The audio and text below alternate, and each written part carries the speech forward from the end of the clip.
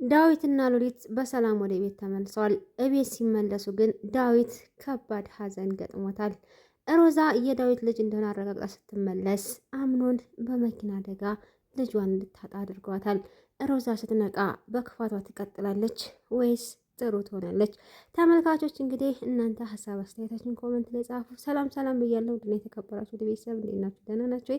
እኔ ያለው እግዚአብሔር ይመስገን በጣም ደህና ነኝ። ሙስሊም ወንድሞችም ሰላም ብያለሁ። ዛሬም እንደተለመደው ልብ አንጠልጣይና አጓጊ አስተማሪ የሆነውን ድራማ ትንሿ ሙሽራ ወይም ባሏ ሙሽራ ይዞባት ወደ ቤቷ ይዞባት የመጣው ተከታታይ ድራማ ይዤላችሁ መጥቻለሁ። እስከ መጨረሻው ድረስ እንድትከታተሉኝ በአክብሮት እየጋበዝኩኝ እንግዲህ ቅድም መግቢያ ላይ ጠቀስ እንዳደረኩላችሁ ባለፈው ዳዊትና ሉሊት ወደ ክፍለ ሀገር ሄደው እንግዲህ ባተመሰለ በጣም ተፈትነው መሰለ አቶ መሰለ እንግዲህ ወደ ቤታቸው እንዳይመለሱ ሙሽራውን ከቀፉ ለማስገባት ብዙ ሰራዊቶችን አሰማርቶ እነሱን መውጫ መግቢያቸውን ሰጥተው ነበረ። ነገር ግን ዳዊት ብልሃተኛና ጥበበኛ ስለሆነ በባሌም በወሌም ብሎ በሰላም ወደ ቤታቸው ተመልሰዋል ማለት ነው።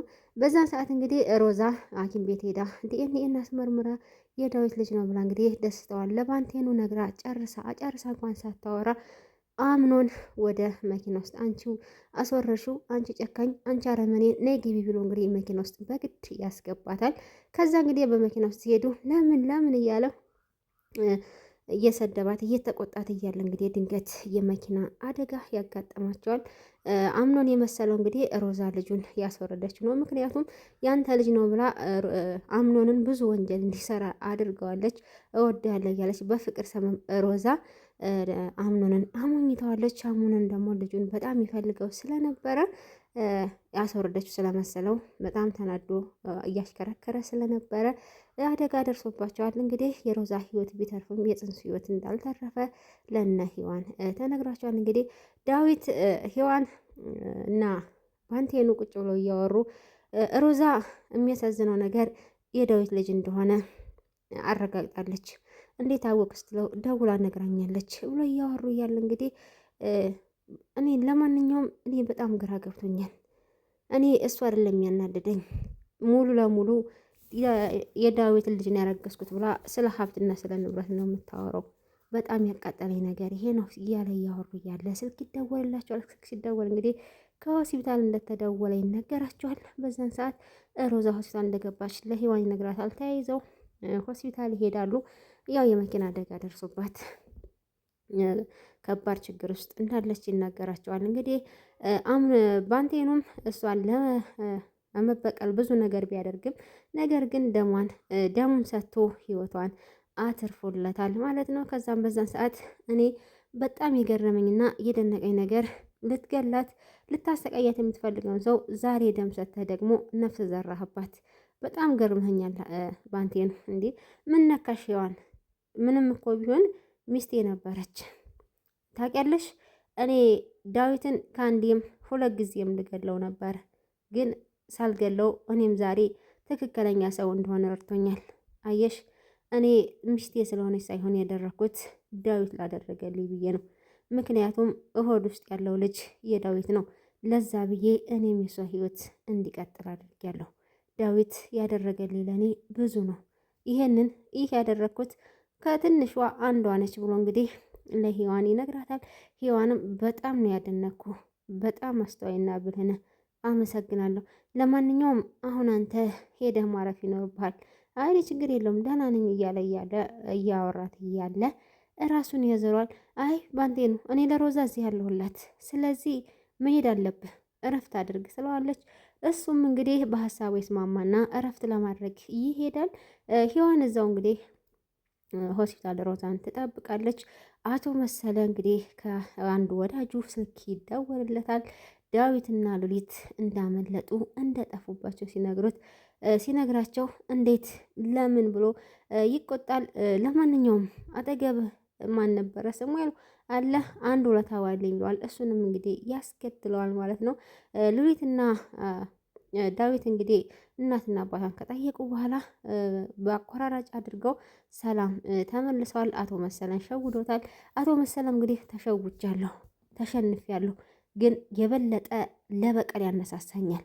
በፍጹም ዝም ማለት የለብኝም ብሎ ሌላኛውን ወጥመድ ለመዘርጋት ወደ ሔዋን ይደውላል። ሔዋን ጋር ደውሎ መቼስ ሙሽራሽን በቅፍሽ ለማድረግ ዋጉተሻል አይደል? ስለዚህ ሙሽራሽ ደግሞ በእጅ እንዳለ ታውቂያለሽ። ስለዚህ የፈለግኩትን ማድረግ እችላለሁ ማለት ነው። ለንሽ አሁን ምንድን ነው የፈለግከው? ምንድን ነው የፈለግከው? ምን አባ ፈልገ ነው እያለች የምትናገረው። አሁን ለማንኛውም በቀደም ያቀረብሽውን የመደራደሪያ ሀሳብ ተቀብያለሁ፣ ግን ቅድመ ሁኔታ አለው። እሺ ምን?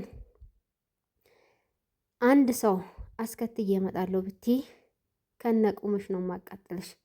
ሌላው ከአሁን ሰዓት ጀምሮ ስልክሽን ታጠፊያለሽ።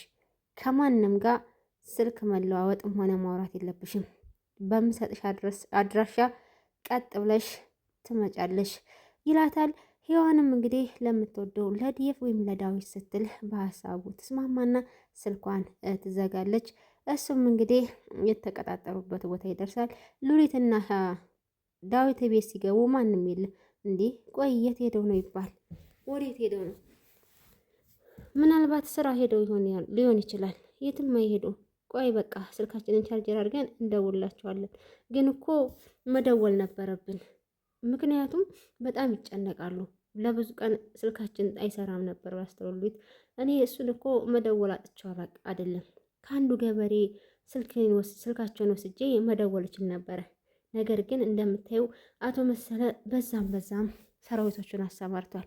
ስለዚህ ችግር ውስጥ እንዳንገባ ብዬ ነው ይላታል። ምናልባት ታዲያ አሁን ስልካችንን ቻርጀር አድርገን እንደውልላቸዋለን።